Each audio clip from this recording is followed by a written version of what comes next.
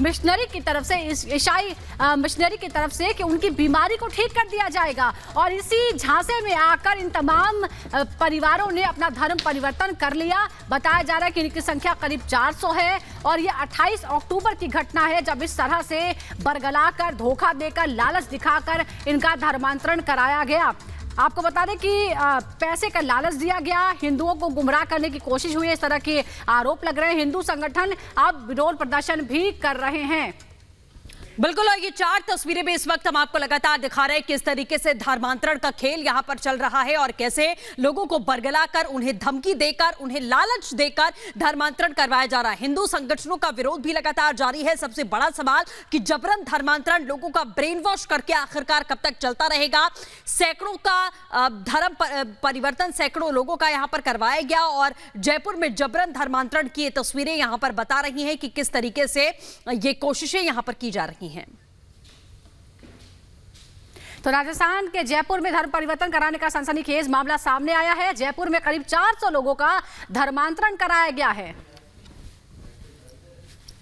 धर्मपाल नामक व्यक्ति जो हिंदू समाज के लोगों को बरगलाकर, बीमारी, नौकरियों का झांसा देकर उनसे हिंदू देवी देवताओं से दूरी बनाने के लिए उनको मैनेज कर रहा था। पिछले कुछ समय से वह हिंदू समाज के लोगों को ईसाई समाज में कन्वर्ट करने का प्रयास कर रहा था। जब हमें इस घटना की जानकारी लगी, ऐसे समाज में जो गंदगी फैला रहा था धर्मपाल नामक व्यक्ति, उसको हमने वहाँ कार्यक्रम करने की परमिशन नहीं दी और उसका हमने हिंदू संगठनों के माध्यम से विरोध किया। विरोध के बाद वो कार्यक्रम टला, उसको वहाँ से हमने भगाया और हिंदू समाज के लोग जो धर्म परिवर्तन करने वाले थे, हम लोगों ने उन लोगों को हमने बचाया। महसूस हुआ है क्या लोगों का धर्म परिवर्तन करवाता है ये आदमी, गलत है, बिल्कुल फ्रॉड है। यहाँ लोग है इसको तांत्रिक मानते हैं। हम ये कहते हैं हमारे ऊपर जादू टोना कर देगा जी, आप हमारी शरण में आओ, हम किसी का भूत निकाल देंगे, प्रेत निकाल देंगे। किसको मानेंगे और क्या मानेंगे? अब उनकी शरण में जाओ, ईसा मसीह की शरण में जाओ, उनकी परमेश्वरी सब कुछ है। तो पीड़ित क्या कह रहे हैं वो भी आपने सुना। अमरदीप हमारे साथ में, हमारे सहयोगी जुड़ चुके हैं। अमरदीप, आपके साथ बहुत सारे लोग दिखाई दे रहे हैं, आप उन्हीं से बातचीत करिए और समझिए कि आखिरकार किस तरीके का माहौल है ये। देखिए, सबसे पहले दर्शकों को एक बात बताने देना चाहता हूं, जिस तरीके से यह नेक्सस चल रहा था, ये नेक्सस ना सिर्फ जयपुर में चल रहा था बल्कि जयपुर के इर्द गिर्द जितने भी अलवर की कहें या अलग अलग जो जिले हैं उनमें कहें वो चल रहा था। लेकिन सरकार की नाक के नीचे राजधानी जयपुर के आसपास के इलाकों में जिस तरीके से धर्मांतरण का और ईसाई मिशनरी जिस तरीके से धर्मांतरण करा रही थी, उसका एक खुलासा हुआ है। मेरे साथ में ये वो लोग हैं जो इसी बस्ती से आते हैं। कुछ लोगों को उन्होंने बरगलाने की कोशिश भी की थी, उनसे बात करेंगे। लेकिन सबसे पहले जिस व्यक्ति ने खुलासा किया इसका, वो हमारे साथ में है। अमित, आप हिंदू संगठन से आते हैं, क्या मामला था, कहाँ 28 तारीख को प्रोग्राम रखा गया था और किस तरीके की साजिश थी?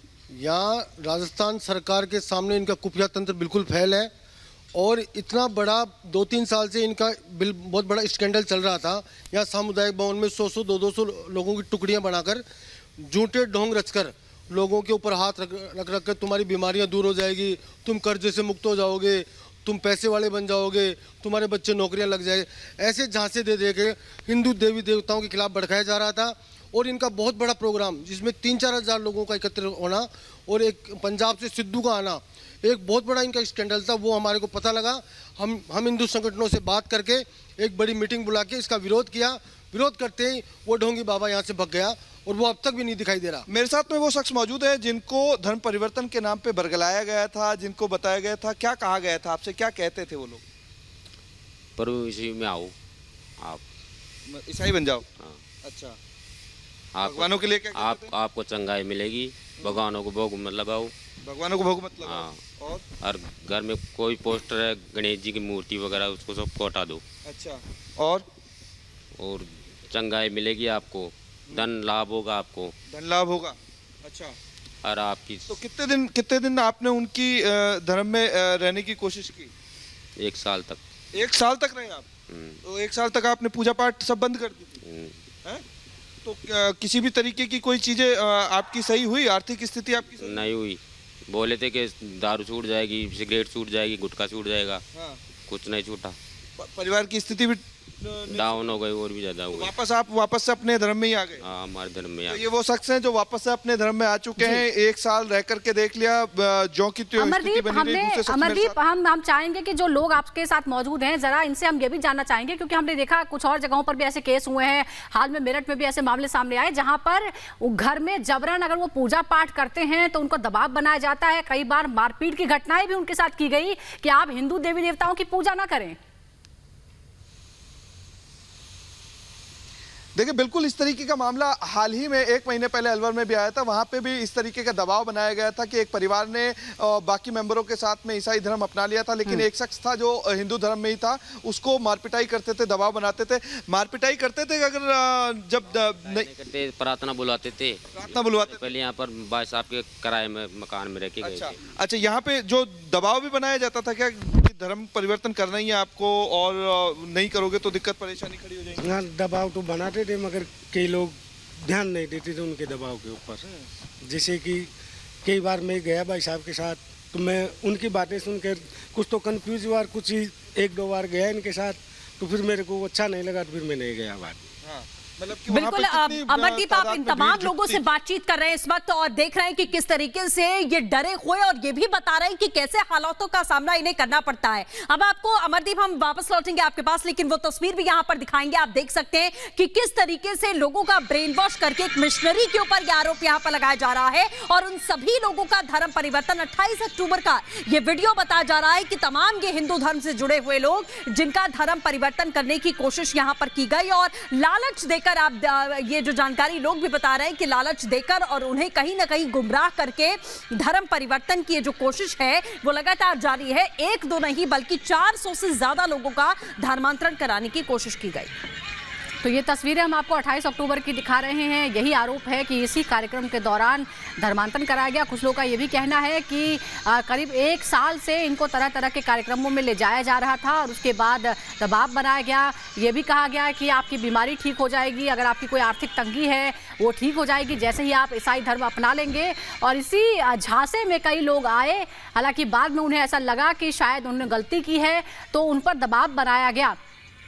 और जयपुर से लगातार हमारे सहयोगी अमरदीप हमारे साथ जुड़े हुए हैं। अमरदीप, जैसे आप बात भी कर रहे हैं लोगों की, लेकिन अब क्या ये इन लोगों की मांग है, जो स्थानीय प्रशासन है उनकी तरफ से कुछ कहा गया है? क्योंकि आप धर्म बदल सकते हैं, स्वेच्छा से बदल सकते हैं, किसी बिना दबाव के, बिना डर, बिना भय के आप ऐसा कर सकते हैं, लेकिन यहाँ साफ तौर पर लगता है कि लोगों को बरगलाया गया धर्म परिवर्तन करने के लिए। देखिए, सबसे बड़ा सवाल ये उठता है कि 28 तारीख की परमिशन प्रशासन ने दी। दूसरी चीज़ ये है कि प्रशासन ने इस चीज़ को जानने की जरूरत क्यों नहीं की कि क्या वो स्वेच्छा से धर्म परिवर्तन करेंगे, क्या वो इस तरीके से खुद जाना चाहते हैं। दूसरी चीज़ ये है कि जब इतनी सारी चीज़ें हो रही हैं तो प्रशासन ने स्वेच्छा से ही संज्ञान क्यों नहीं लिया। और जिस शख्स के ऊपर आरोप है धर्मपाल बैरवा, वो शख्स अभी भागा हुआ है, फरार है, तो उसकी तफ्तीश या उसकी जो चीज़ें हैं ढूंढने की कोशिश वो क्यों नहीं की गई। मेरे साथ में अमित है, जिन लोग की पूरी टीम ने ये पूरा का पूरा स्कैंडल जो है उस नेक्सस को पर्दाफाश किया। अमित, ये जो पुलिस ने अभी संज्ञान लिया, स्वतः संज्ञान लिया कि नहीं लिया, अभी उस व्यक्ति की तलाश कर रही है पुलिस, नहीं कर रही? जब पुलिस को ये जानकारी थी, बड़े बड़े होल्डिंग लग रहे हैं, भाई यीशु मसीह का प्रचार कर रहा है, तो यीशु मसीह का प्रचार, यहाँ कोई ईसाई तो रहते नहीं है, अब वो धर्म को कन्वर्ट ही करवा रहा था, तो पुलिस एक भी ईसाई नहीं रहता यहाँ, एक भी ईसाई नहीं है। पुलिस को तुरंत जब वो परमिशन लेने गया तो उस समय तुरंत गिरफ्तार कर लेना चाहिए था। जब इतना बड़ा कार्यक्रम की वो परमिशन ले रहा है भजन संध्या के नाम पे, तो यहाँ कौन सी ईसाई भजन संध्या कर रहे हैं? ये तो राजस्थान सरकार का प्रशासन बिल्कुल फेल है। यदि हम लोग जागरूक नहीं होते, सजग नहीं होते, हिंदू संगठन जागरूक नहीं होते, यहाँ की जनता जागरूक नहीं होती, तो एक बहुत बड़ा यहाँ के लोग ईसाई बन जाते। तो ये सरकार का खुफिया तंत्र बिल्कुल फेल। चीज़ बताइए आप, क्योंकि इस मामले में पूरी गहनता से सारी चीज़ें कर भी रहे हैं। अभी मैंने जिस तरीके से बात हुई, उन लोगों का कहना है कि 1-1 साल तक वो लोग रहे हैं, लेकिन वापस से हिंदू धर्म में कन्वर्ट होकर के आ गए हैं। कितने लोग ऐसे थे जो उनसे इन्फ्लुएंस थे, उनसे प्रभावित थे? बहुत लोग उनसे जुड़ गए थे, लेकिन अब लोग जब वो भगाए ना, अब लोगों की समझ में आ रहा है। बिल्कुल देखिए, जब लोग अपनी स्वेच्छा अनुसार कहीं जाना चाहते हैं उन पर कोई रोक नहीं है, लेकिन उनको दबाव बनाया जाए कि अब तो आपको रहना ही पड़ेगा और धर्म से जुड़ी बातें माननी पड़ेगी, अपना धर्म छोड़ना पड़ेगा, तो फिर समस्या पैदा हो जाती है, क्योंकि मन से ही जो है आस्था आती है। बहुत बहुत शुक्रिया आपका अमरदीप इस पूरी बातचीत के लिए, इस पूरी चर्चा के लिए।